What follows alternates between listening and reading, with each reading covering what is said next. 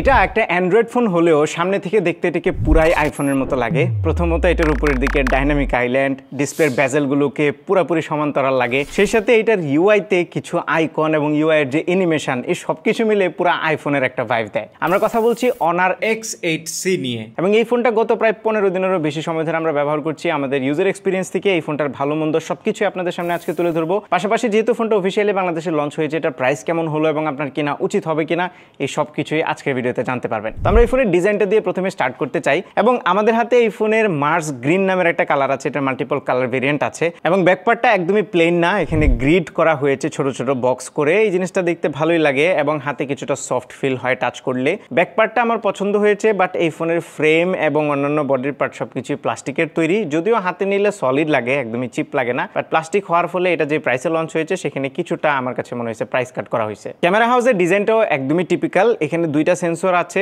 যদিও ফ্ল্যাশ এবং আরেকটা জাস্ট ডিজাইন এলিমেন্ট দিয়ে 4টা ক্যামেরার ফিল দেওয়া হয়েছে। ফোনটা ডান পাশে পাওয়ার বাটন এবং ভলিউম বাটন আছে, যেগুলো বেশ ক্লিকি। বাম পাশে সিম কার্ড ট্রে আছে, এবং উপরের দিকে সেকেন্ডারি নয়েজ ক্যান্সেলেশন মাইক্রোফোন আছে। নিচের দিকে 3.5 মিলিমিটার অডিও জ্যাকটা না পেয়ে আমি বেশ হতাশ হয়েছি। এই প্রাইস রেঞ্জে আসলে অডিও জ্যাক না দেওয়াটা আমার মতে খুবই ডিসঅ্যাপয়েন্টিং। সেই সাথে প্রাইমারি মাইক্রোফোন, USB-C পোর্ট এবং একটা সিঙ্গেল বটম ফেসিং স্পিকার আছে। এই বটম ফায়ারিং স্পিকারটা আসলে মোনো স্পিকার, এবং এটার সাউন্ড কোয়ালিটি মোটামুটি লেগেছে আমার কাছে। মোটামুটি লাউড, বাট সাউন্ডের মধ্যে একটা মাফুলনেস আছে, একটু মাডি ফিল হয়। আর একটু যদি ক্লিয়ার হতো তাহলে মনে হয় বেশি ভালো লাগতো শুনতে। আর ফোনটা বেশ স্লিম এবং লাইট ওয়েট। এটা হচ্ছে 7.1 মিলিমিটার এবং এটার ওজন হচ্ছে 174 গ্রাম। সো হাতে নিলে খুবই লাইট ওয়েট ফিল হয়, এবং দীর্ঘ সময় ফোনটা ইউজ করলেও ডিসকমফোর্ট একদমই ফিল হয় না। তবে এই ফোনের বেস্ট সেলিং পয়েন্ট এবং আমার কাছে সবচেয়ে বেশি ভালো লেগেছে সেটা হচ্ছে এই ফোনের ডিসপ্লে।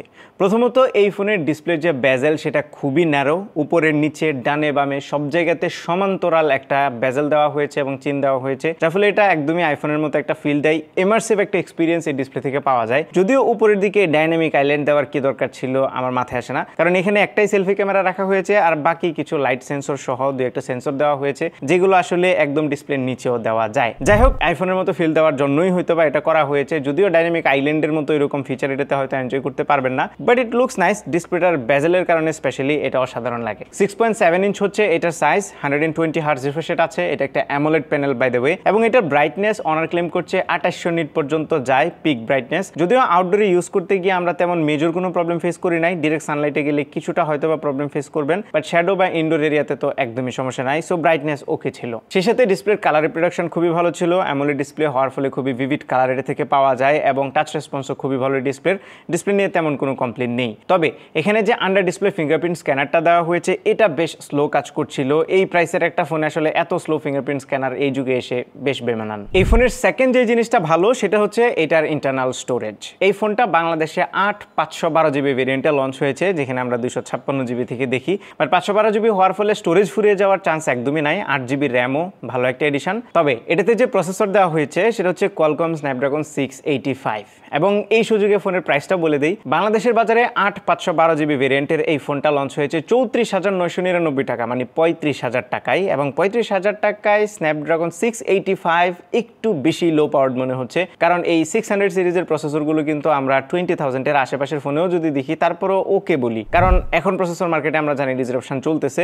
সো এটা মানায় নেওয়া যায়, তাও যদি 20,000-এর আশেপাশে হতো। এখন এটাকে মোটেও মানিয়ে নেওয়া যাচ্ছে না। সো যদি ডে টু ডে লাইফের কথা বলেন, তাহলে বেসিক কাজগুলো আপনারা করতে পারবেন। একদম মিডিয়াম লেভেলের মাল্টিটাস্কিং এটা দিয়ে চলবে। খুব হেভি মাল্টিটাস্কিং করতে গেলে কিছুটা ল্যাগ আপনারা খেয়াল করবেন। 8 জিবি র্যাম ভালোই সাপোর্ট দিবে আপনাকে মাল্টিটাস্কিং এর বেলায়, তবে গেমিং এর বেলায় মোটেও স্যাটিসফ্যাক্টরি পারফরমেন্স এটা থেকে পাবেন না। পাবজি বা কল অফ ডিউটি মোবাইলের মতো গেমগুলো একদমই লো সেটিংয়ে আপনি খেলতে পারবেন, সেখানেও অহরহ ফ্রেম ড্রপ দেখবেন, এবং অ্যাকশন মোমেন্টগুলোতে গেলে দুই একটা সময় আপনার ল্যাগও পেতে পারেন। সো হ্যাঁ, 35,000 টাকায় পারফরমেন্সের বেলায় এই ফোনটা বেশ পিছিয়ে থাকবে। সফটওয়্যার সাইডে out of the box Android 15 আছে, যার উপরে ম্যাজিক ওএস 9 দেওয়া হয়েছে। অনারের এই ইউআই নিয়ে আগেই আমি প্রশংসা করেছি, এইবারও বলবো এই ইউআইটা বেশ ভালো পারফর্ম করে। তবে এইবার কেন জানি মনে হচ্ছে iOS কে পুরোপুরি কপি করার চেষ্টা করছে, 100% না হলেও বেশ কিছু জায়গায়। ফর এক্সাম্পল, কিছু আইকন একদম হুবহু কপি করা হয়েছে। সে সাথে iOS এর যে অ্যানিমেশনের স্টাইল, পুরো অ্যাপ ওপেনিং ক্লোজিং এর অ্যানিমেশন, এগুলো সেম টু সেম iOS এর মতো রাখা হয়েছে। এবং চাইনায় এইরকম একটা ট্রেন্ড এখন চলতেছে, আইফোনের যেই ফিচার তাদের পছন্দ হচ্ছে সেগুলোকে উঠায় একদম হুবহু কপি পেস্ট করে অ্যান্ড্রয়েড ফোনগুলোতে অ্যাড করে দেওয়া হচ্ছে। এন্ড এই কপি পেস্টে আমার কোনো প্রবলেম নাই যদি সেটা প্রপারলি কাজ করে। এন্ড এই ফোনের বেলায়ও সেম হয়েছে, প্রপারলি কাজ করছিল। অ্যানিমেশনগুলো খুবই স্মুথ, 120 হার্জের ডিসপ্লে হওয়ার ফলে স্মুথনেসটা আরও বেশি ফিল হয়, এবং আইকনগুলো দেখতে খারাপ লাগছে না। সো আপনি যদি এরকম কপি পেস্ট করা জিনিস নিয়ে আপনার যদি তেমন কোনো প্রবলেম না থাকে তাহলে এটা এনজয় করবেন ডেফিনেটলি। তবে এই ইউআইতে শুধু একটা জায়গাতে আমি প্রবলেম ফেস করেছি, সেটা হচ্ছে ক্যামেরার ইউআইটা মাঝে মধ্যেই ল্যাগ করছিল এবং খুবই স্লো কাজ করছিল। এটা আমার মনে হয় সফটওয়্যার আপডেটের মাধ্যমে ফিক্স করা পসিবল। আর ক্যামেরা সেকশনে এই ফোনের পেছনে 108 মেগাপিক্সেলের প্রাইমারি সেন্সর আছে, সাথে 5 মেগাপিক্সেলের একটা আলট্রা ওয়াইড শুটার দেওয়া হয়েছে। আরেকটা সার্কেলকে জাস্ট ডিজাইনের পারপাসে দেওয়া হয়েছে, এখানে কিন্তু কিছুই নাই। উপরের দিকে একটা ফ্ল্যাশ লাইটও আছে। আর সামনের দিকে যে সেলফি ক্যামেরাটা, এটা মূলত 50 মেগাপিক্সেলের। ছবির কোয়ালিটি যদি অ্যানালাইসিস করি তাহলে ভালো লাইটে বা ডে লাইটে ছবি তুললে ছবিতে ভালো ডিটেল থাকে, শার্পনেসও ভালো রিটেন করতে পারে, ডাইনামিক রেঞ্জের পারফরমেন্সও আমরা ঠিকঠাক পেয়েছি। সেই সাথে এক্সপোজার কিংবা কালার প্রোডাকশন সবকিছুই ছবি ঠিকঠাক ছিল। এটাতে একটু বেশি কন্ট্রাস্ট মনে হয়েছে দুই এক জায়গাতে, মাঝে মধ্যে দু একটা ছবিতে, আর বেশিরভাগ সময়ই ভালো ছবি এটা দিচ্ছিল। পোর্ট্রেট মোডে সাবজেক্ট সেপারেশন ঠিকঠাক ছিল, তবে ব্যাকগ্রাউন্ডের ব্লারিনেসটা একটু আর্টিফিশিয়াল লাগছিল। এখানে ট্রানজিশনটা অত স্মুথ ছিল না। যদি ভালো একটা ট্রানজিশন দেওয়া হতো তাহলে কিন্তু জিনিসটা দেখতে আরো বেশি ন্যাচারাল লাগতো। লো লাইটের ছবি অ্যাভারেজ কোয়ালিটি ছিল, খুব এক্সেপশনালও না আবার খারাপও না। এবং এর যে 5 মেগাপিক্সেলের আলট্রা ওয়াইড শুটার আছে, এটা দিয়ে wide field of view capture করলেও ছবিতে খুব একটা বেশি ডিটেল থাকে না এবং কালারগুলো মেইন ক্যামেরার মতো না, একটুখানি ফ্যাকাশে লাগে কালারটা। বাট আলট্রা ওয়াইড শুটার দেওয়া হয়েছে, এখনকার ফোনে বেশিরভাগ ফোনে দেওয়া হয় না, সেই জায়গাতে এটা অ্যাপ্রিশিয়েট করার মতো। রিয়ার ক্যামেরার ভিডিওতে স্যাডলি 1080 30 FPS এর অপশনটাই পাওয়া যাবে ম্যাক্স, কারণ এটার এসওসি লিমিট করে দিচ্ছে আসলে ভিডিও। 4K এর অপশন তো নাই, ইভেন 1080 60 FPS এর অপশন নাই। ভিডিওতে যদিও স্টেবিলাইজেশন নাই, বাট খুব একটা বেশি সেই কিনা ভিডিও।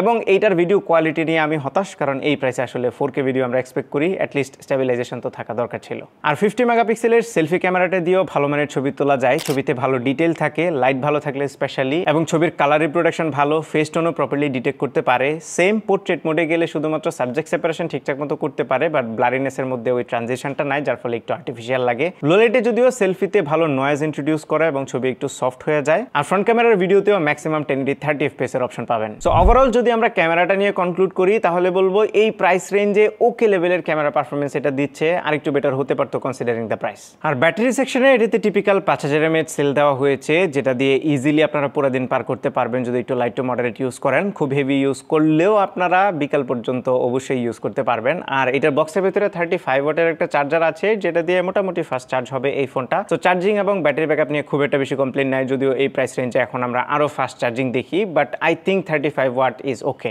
এর বাইরে ফোনটাতে দরকারি সব ধরনের সেন্সর আছে, এটার কল কোয়ালিটি ভালো ছিল, নেটওয়ার্ক রিসেপশন নিয়েও কোনো ধরনের প্রবলেম আমরা ফেস করিনি। ফাইনালি যদি কনক্লুড করি তাহলে এই ফোনের প্রাইসটা নিয়েই বেশি কথা বলতে হবে, কারণ 35,000 টাকার প্রাইসটা আসলে এই ফোনের জন্য জাস্টিফাইড না। এই ফোনটার প্রাইস বেশি হওয়ার পেছনে কারণ হচ্ছে এটা ডিরেক্টলি বাইরে থেকে ইম্পোর্ট করা হয়েছে, এটা বাংলাদেশে অ্যাসেম্বল হয় নাই, যে কারণে ট্যাক্সের ফলে প্রাইসটা বেড়ে গিয়েছে। তবে এই ফোনের কিছু জিনিস আমার কাছে বেশ ভালো লেগেছে। ফর এক্সাম্পল এটার ডিসপ্লেটা, স্পেশালি চারপাশের সমান্তরাল যে বেজেল সেটা, এবং এটা ডিসপ্লের কোয়ালিটিও ভালো, ব্যাটারি ব্যাকআপ ভালো ছিল। এই ফোনের স্টোরেজটা 512 GB, এইটা হয়তো অনেকেই এনজয় করবে। চার্জিং স্পিডও ঠিকঠাক ছিল এবং এটার বিল্ড কোয়ালিটি ডিজাইনও ওকে। বাট যে জিনিসটা ভালো লাগে নাই সেটা হচ্ছে এটার এসওসি। এটা যদি আরেকটু বেটার করা যেত তাহলে হয়তো এই প্রাইসে মানা যেত।